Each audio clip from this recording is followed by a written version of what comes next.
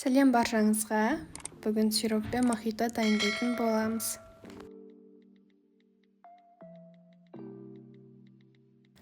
Ол үшін бізге осындай сироп пен сарыағаш керек болады. Және киви, лимон, мята, лайм да керек. Біз лайм мен кивидің бәрін емес тек осы жартысын ғана турап қосатын боламыз.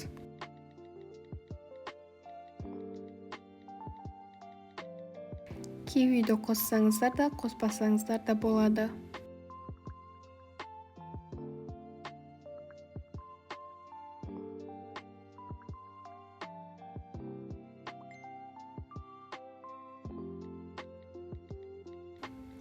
Метаны да майда емес ірілеу қылып тураймыз.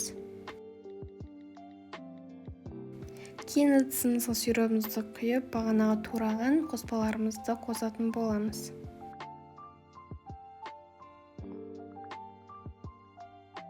Бәрін салып болғаннан кейін үстіне сарыағашымызды да құятын боламыз.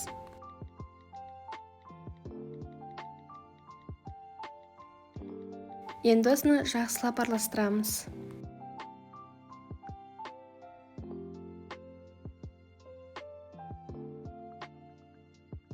Мінекей біздің мохитомыз дайын болды.